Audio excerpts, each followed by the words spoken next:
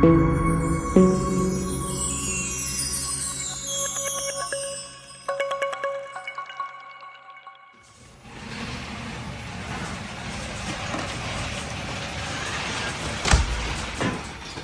do we have here? Is this another SL being delivered? Look at that, look at that.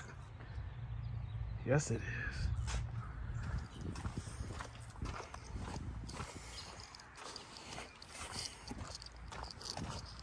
This one is from Indiana. How you doing? Hello, sir. All right. Let's see.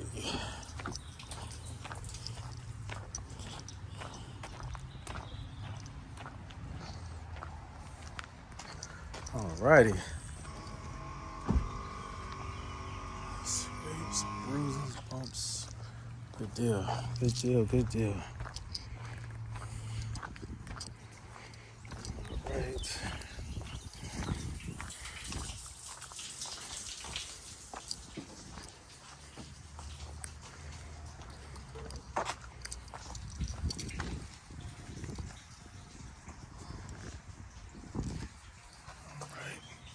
Yeah, guys, you know what it is.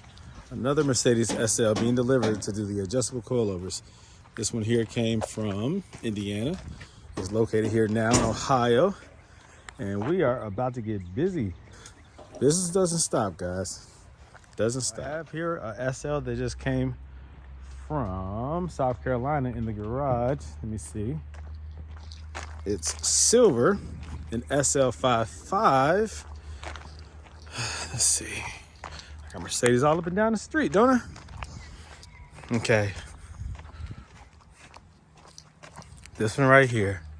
2004 Mercedes SL500. She's getting the ABC removed and the adjustable coilovers installed. The silver's Neomax. You see them right there.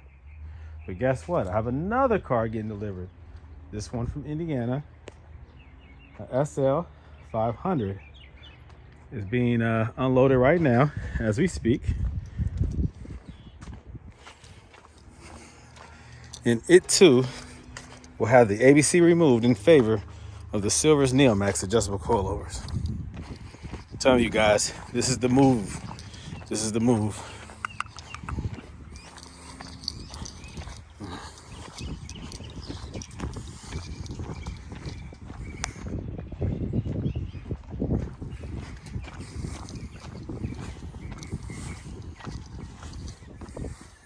Beautiful interior.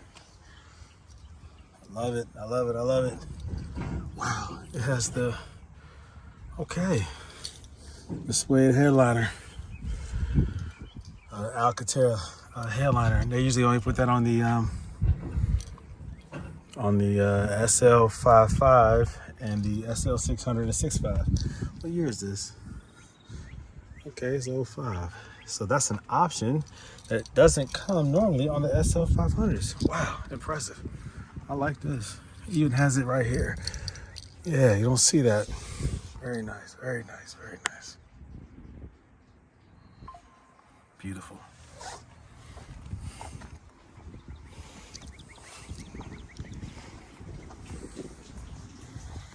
Very nice.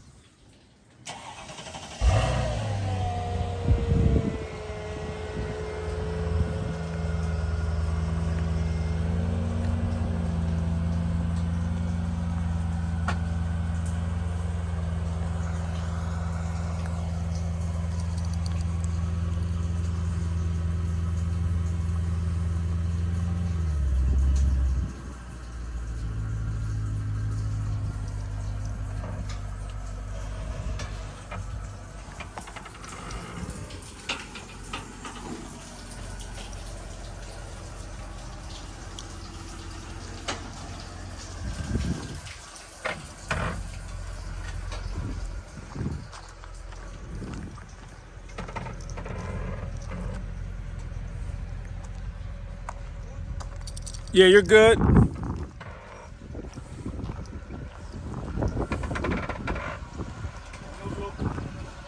Yeah, we'll just watch that front.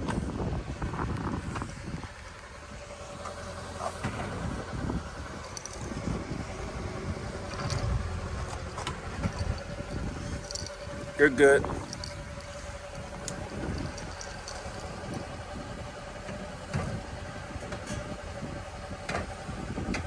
You're good. You're good.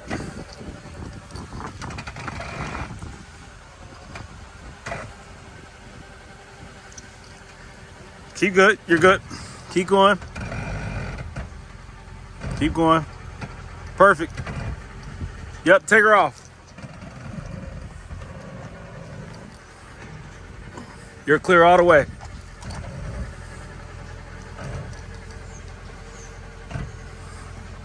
Yep.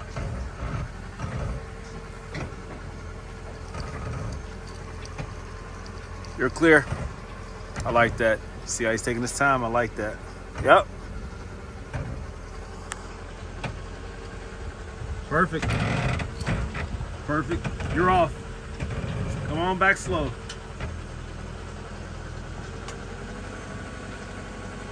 Good job. Yep.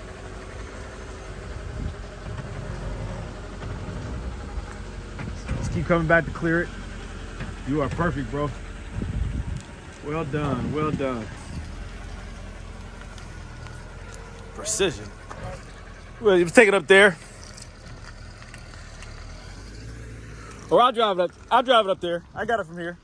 Yeah, I'll take it. Take picture, okay? Yeah, do your thing.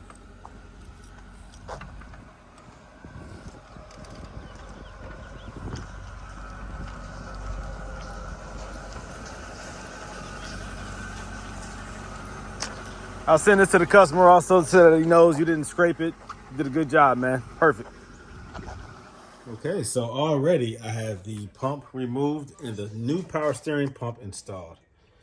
This for me is a simple procedure because I have a process down and I do it probably within an hour and a half, 2 hours at the most. Now, regarding this front valve block, this is a different animal. This is a different process because I'm not removing it in order to reinstall it. I'm removing it in order to remove it permanently. You might wonder what this knife is for. I'll show you later. So the tools that I use, basic tools, 17 millimeter wrench. I use a 10 millimeter wrench, a ratchet style, where both ends, well, this end right here is a ratchet and this is an open end. I also use some channel lock, well, not channel locks, but I guess those are considered channel locks. Well, whatever, some type of pliers. And let me see. You need this 10 millimeter socket to remove the inner lining, which I've already done. I remove all the inner lining and up underneath the car, the two frontmost panels, I remove those so that I can access from up underneath when removing that pump. But also it makes it easier for the drip because you're going to have some fluid when you remove the pump that's going to drip down. And I would rather it drip all the way down and hit the floor versus falling on this stuff up underneath, collecting and then dripping over time. I'd rather it all pour out at once and not have to worry about it again. Now, I remove also the sensors. Let me get some light first. Hold on. Where's my flashlight? There it is. Okay. I use a pillow here because my knees, I've done so many of these jobs, my knee is starting to hurt. So you see in here, I've already loosened up this one. These are all 17 millimeter, these nuts right here. I've already loosened it. It's going to require some force.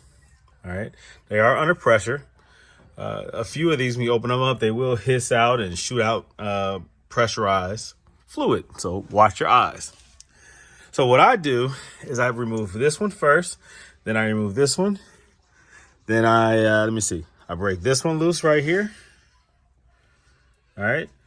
Now these lines right here, the ones that go up into the engine compartment, there's two lines that run right here, these upper two. I cut those because I'm not going to fish those out. They go alongside the driver's side of the engine between the heat shield and the engine along the wall. And I'm not going to do all that. So I just cut these, let those drip out. This bottom one connects to the strut. I actually remove that line. I remove this whole valve block. Systematically, I remove these two lines because these run across to the other side you have lines that run back. I remove all that because when I remove that other one from the other strut, I also pull that line out and save that line. This right here goes to the cooler.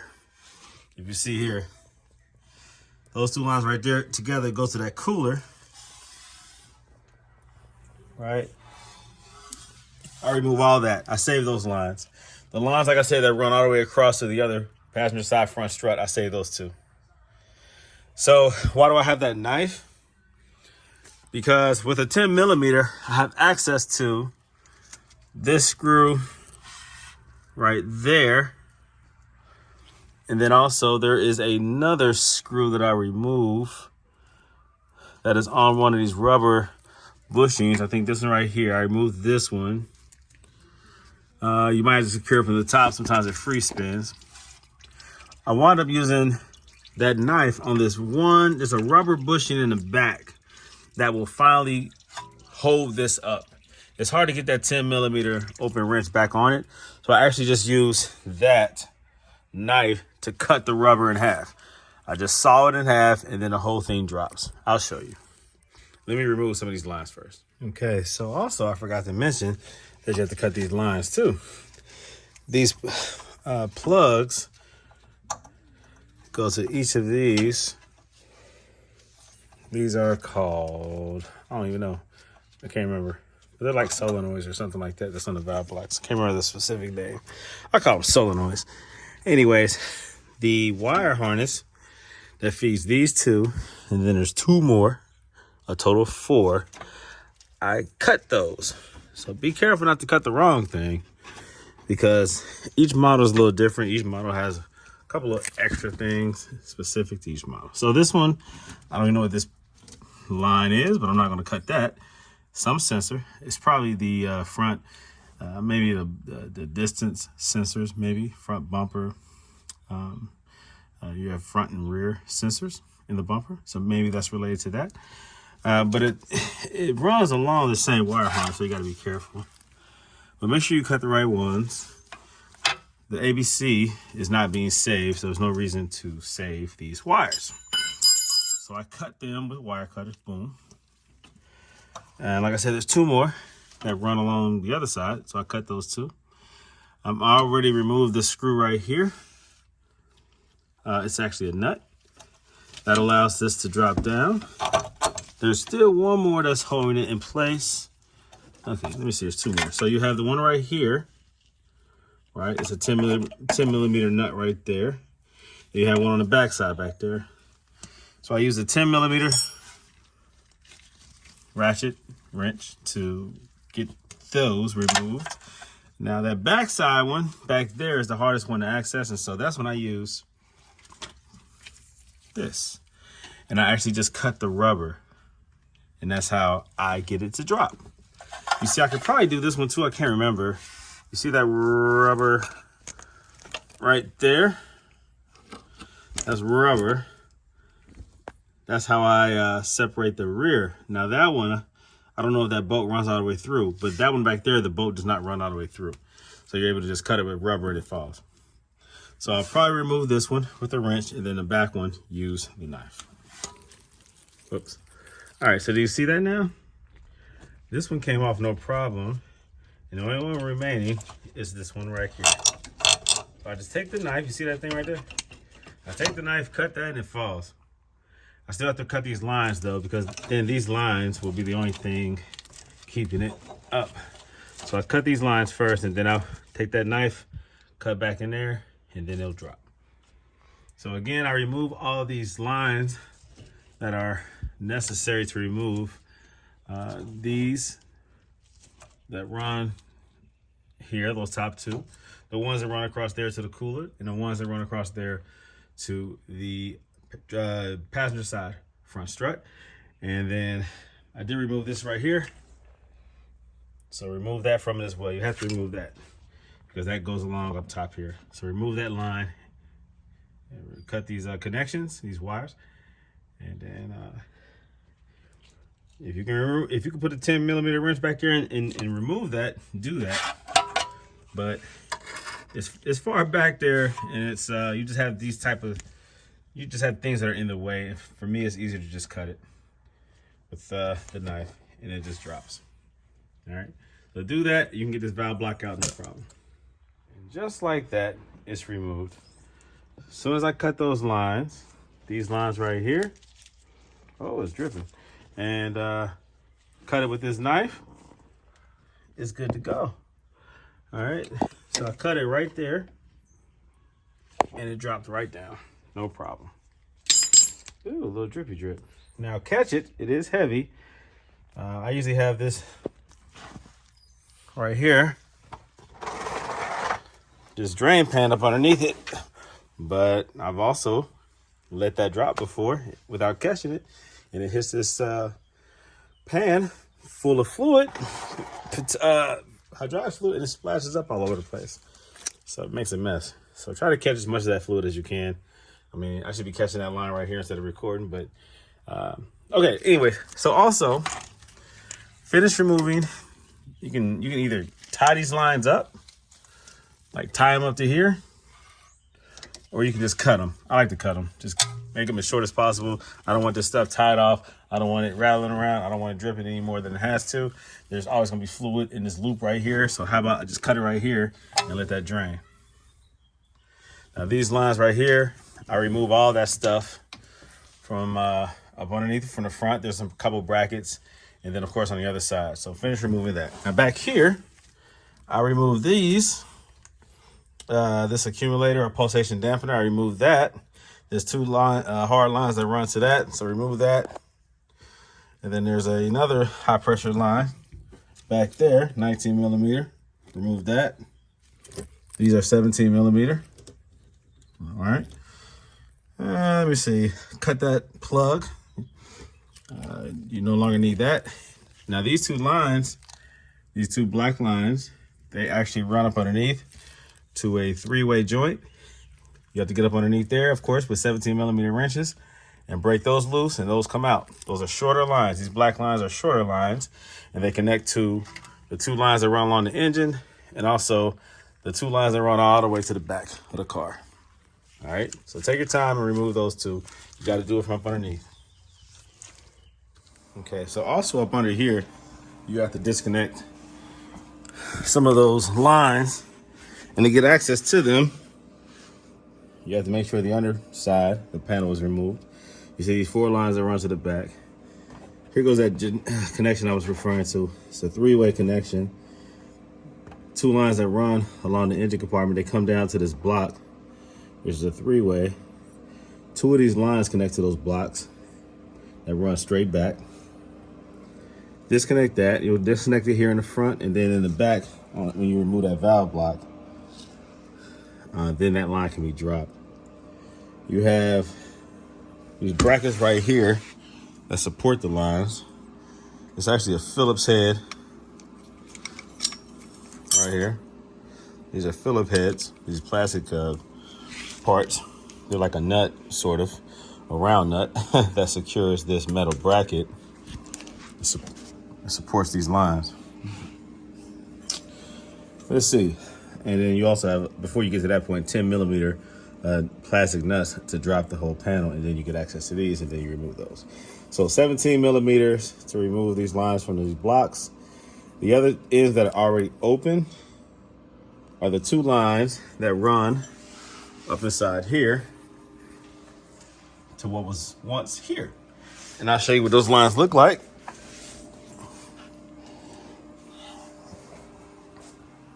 Right here. See, these are the two lines that run up to the pulsation dampener that was already removed. Where's that little thing at? Pulsation dampener is this one. Okay. So those two lines run to that.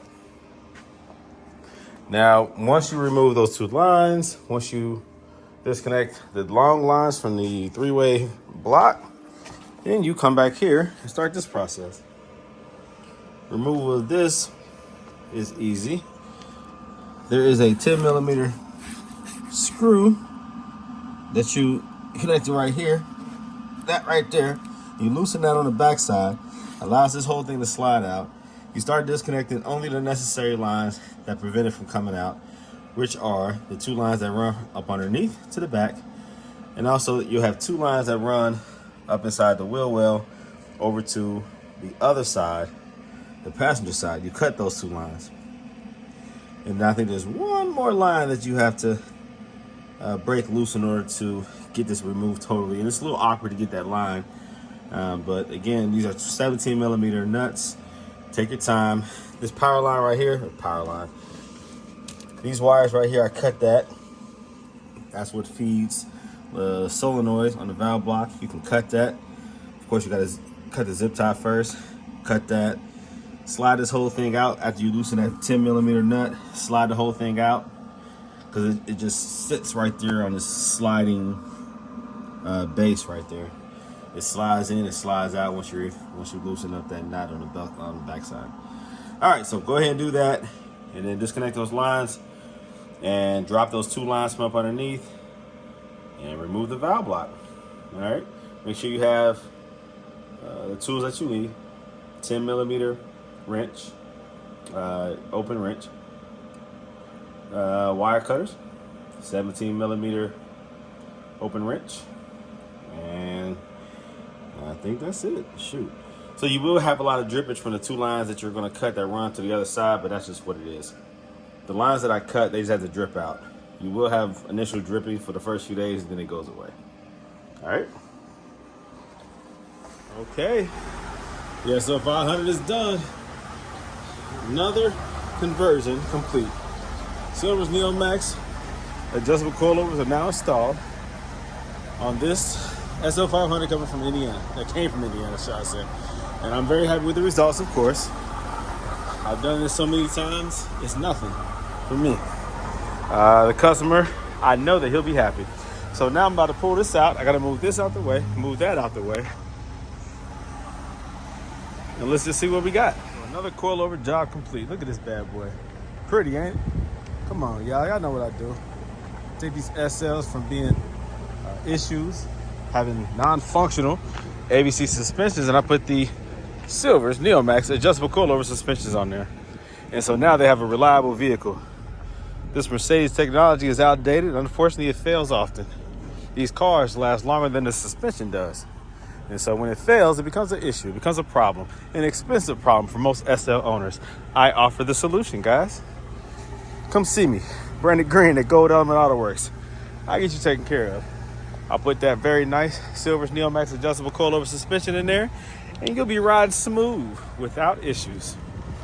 What do you guys like better? SLs, which are beautiful, hardtop convertibles. What about this CL, the coupe version of the S-Class? And in this case, this is a V12, baby. Twin turbo V12. What about this S550? Woo-wee! Now we're coming into modern technology right here.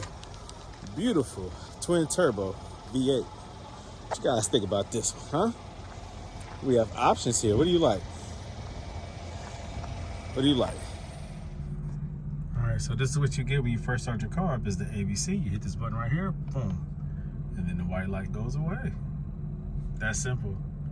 So when you change out the pump with a standard power steering pump and you install adjustable coilovers, you remove that fuse, the ABC fuse, only on the driver's side, not on the passenger side, only on the driver's side, engine compartment. And that's what you get, is that white light at startup. That's it. That's it. Hit this button, clears it. All right, let's see how this thing feels on the road. You already know how it's gonna feel. I mean, I've done this 1,000 times. But for those of you who are watching this video for the first time, seeing a coilover conversion, let's just go ahead and explain it. The car feels very sturdy.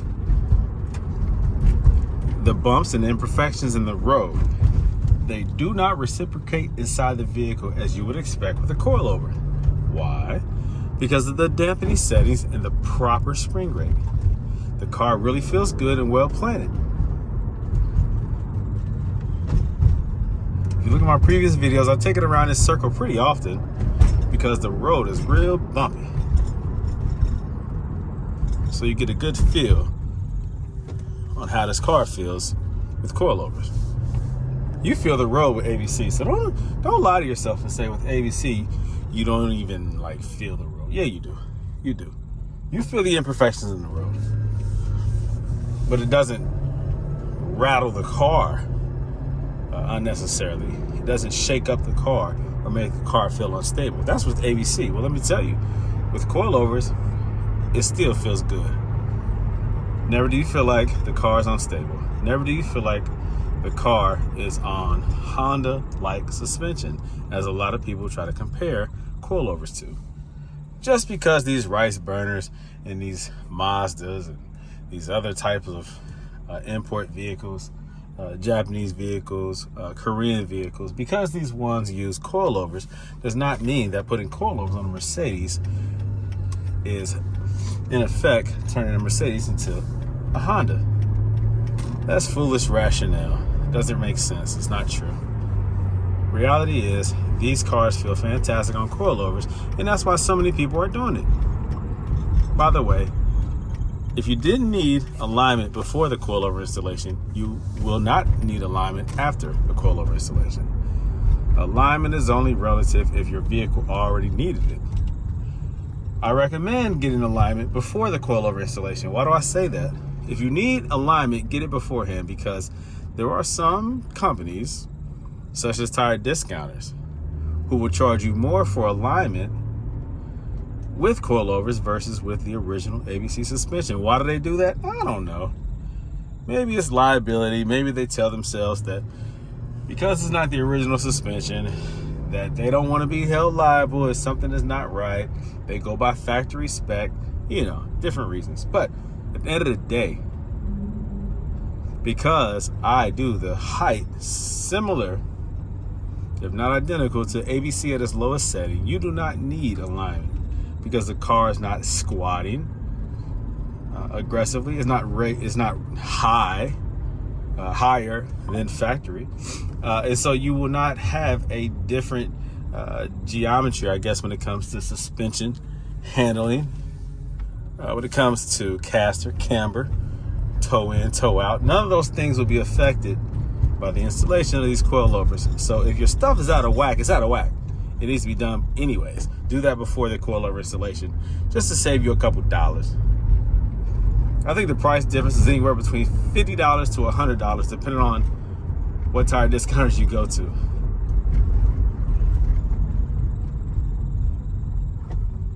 Let's see here.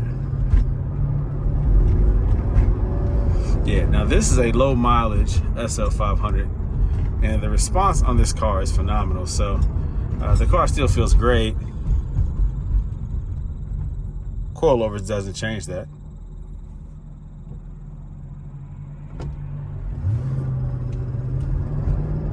The car is definitely well taken care of and able to handle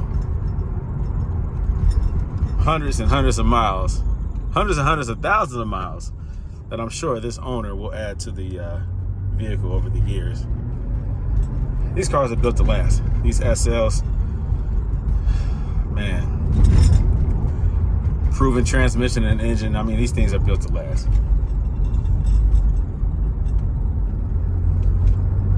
And so now you have a suspension that will last just as long as the car. Very nice. Very nice. All right, I was getting this obnoxious little rotation sound that was actually coming from the climate control. I had to turn that off. Sometimes that blower motor, the blower motor will give off a little sound. So I just wanted to isolate that, make sure it was nothing that I need to give attention to or concern to. But oftentimes the blower motor, which is right up under there, can give off a little, if you don't turn, can give off a little noise that can be irritating.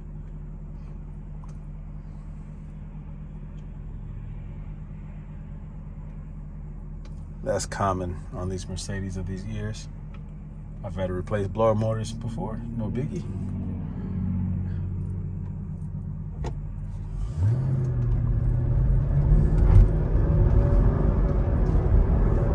Yeah, this car feels good. Now that rattle sound is from the tools that's sitting right here in the passenger seat.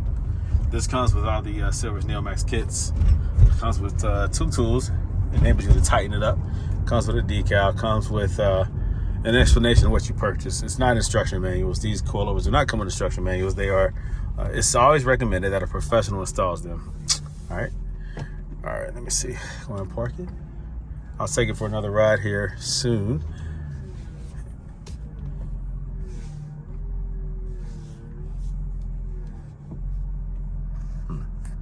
All right, there you go, guys.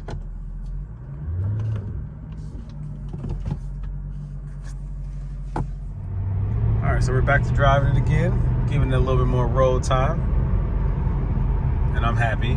Again, 21 in the front, 17 in the back. That's the dampening settings, and that's on the standard spring, and also on the Swift spring upgrade. I like that setting. It's a nice firm setting, but soft enough, you know. I like it. If you want to soften it up, you know, anywhere between 15 to 17 in the rear is good. 17 is the best to me. In the front, you want it stiff. 21 is good. Don't go any less than 20. I wouldn't go any more than 21. It's a good feel. So yeah, this car feels good. It handles very well. The car is still in brand new condition with only 46,000 miles on it. I mean, what do you expect? It's a real good feel. Handles very good on the road, just as expected. No noises, no creaks, no obnoxious sounds. Handles well.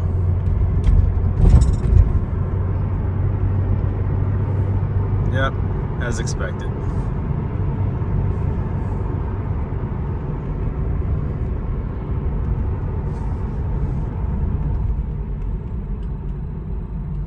There you go. Now she's all cleaned up and ready to go. The customer will be back to pick it up tomorrow.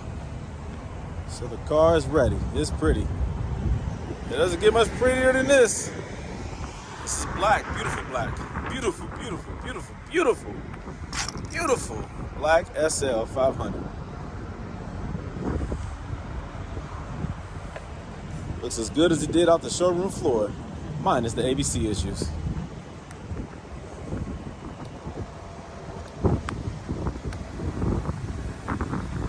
How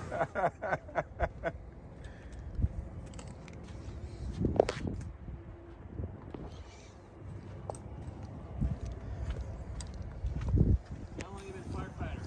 15 years. Wow. Yeah.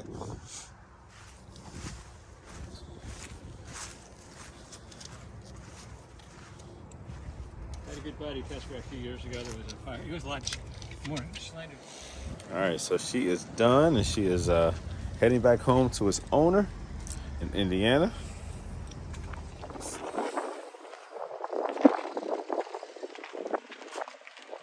She's done, and she is gone.